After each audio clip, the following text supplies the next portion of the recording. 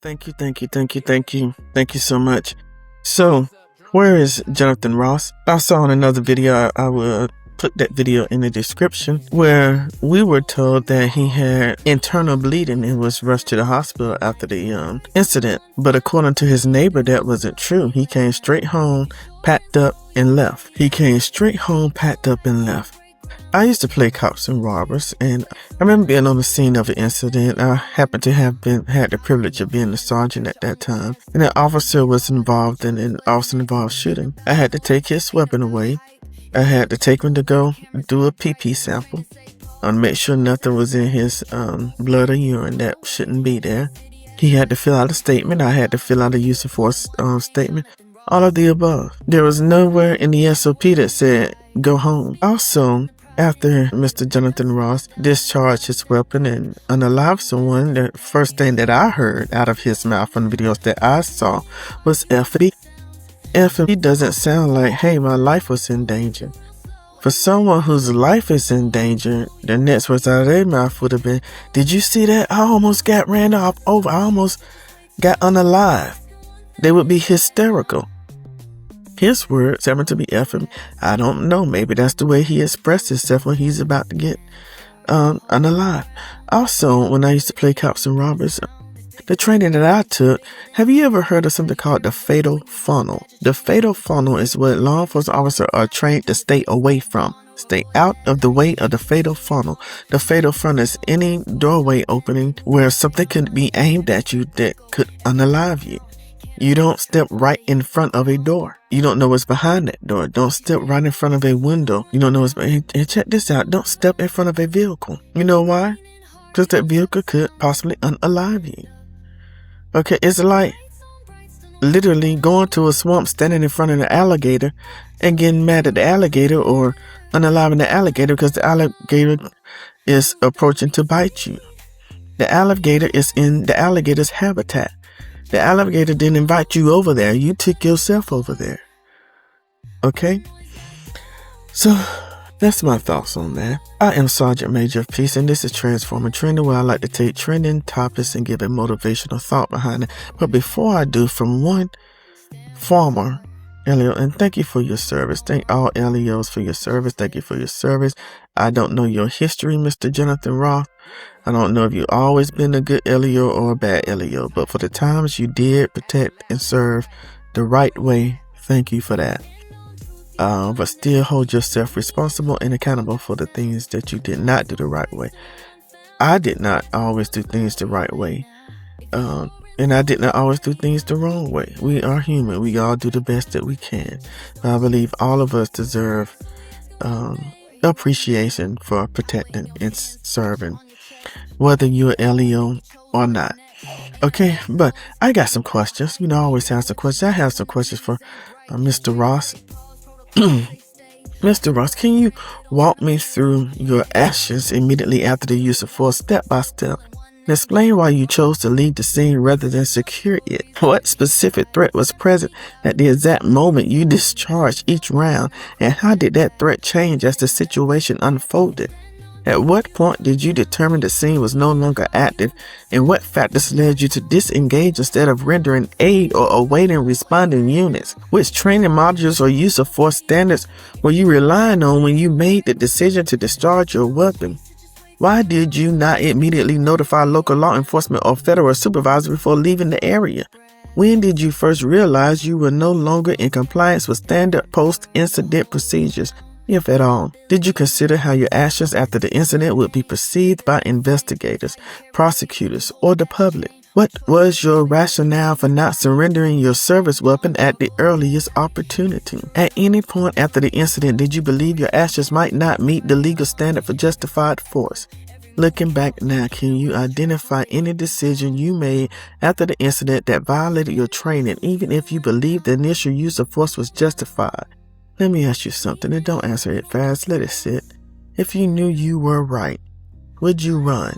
If you believed the truth would protect you, would you disappear? If you were confident that your actions could stand on their own, would you start packing?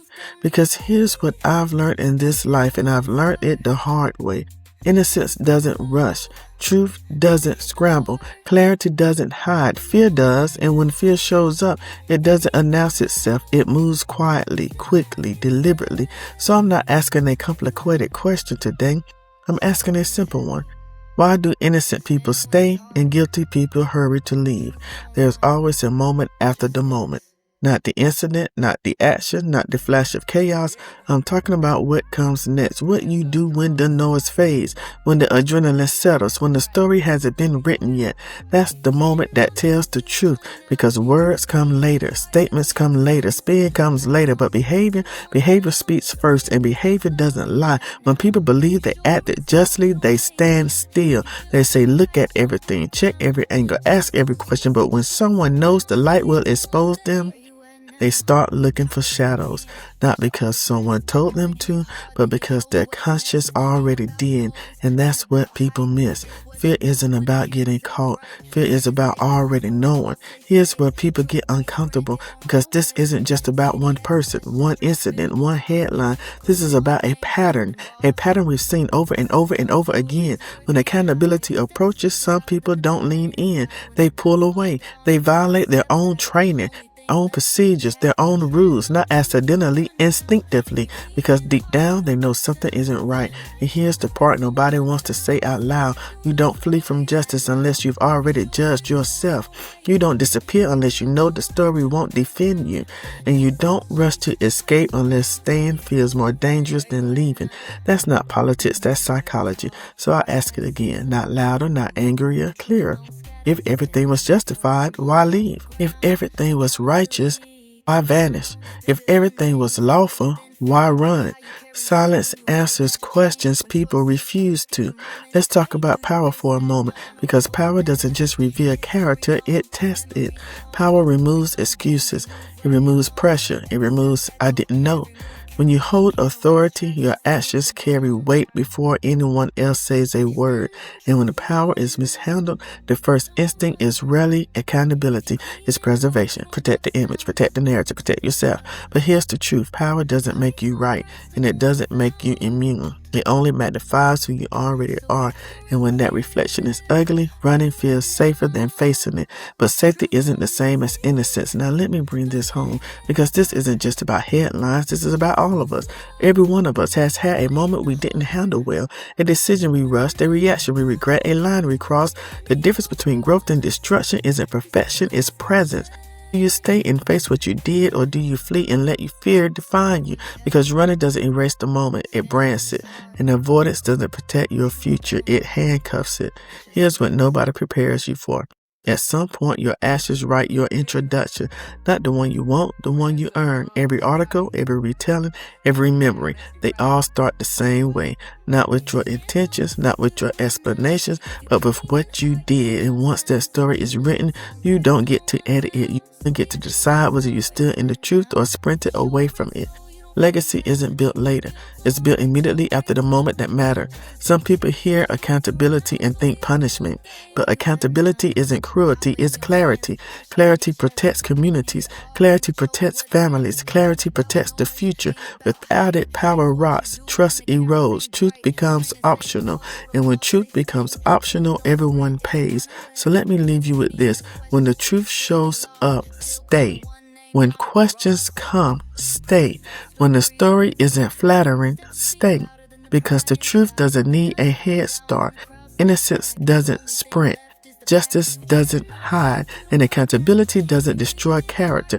Avoiding it does. So if you ever find yourself at a crossroads between running and standing still, remember this: the truth can find you anywhere, but dignity only lives where you choose to stay. If you believe accountability should never disappear, make your voice part of the record. Share this video, leave your perspective in the comments, and ask the questions that still haven't been answered. Do you think remaining on scene matters after a use of force incident, and why?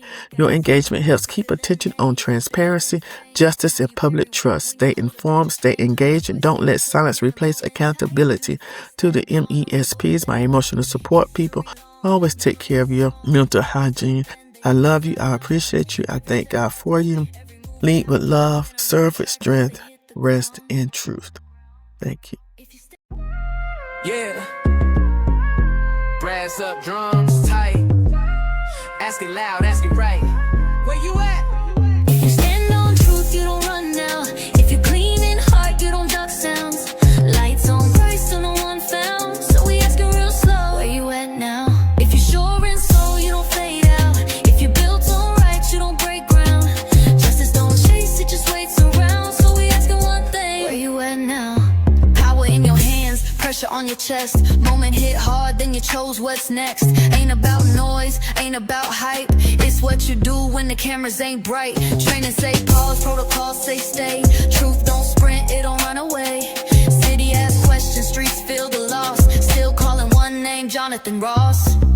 Presence tells stories, words can't hide. Steps speak louder than the pride inside. When the dust fall down and the crowd step back, only thing left is the path you tread. On truth, you don't run now.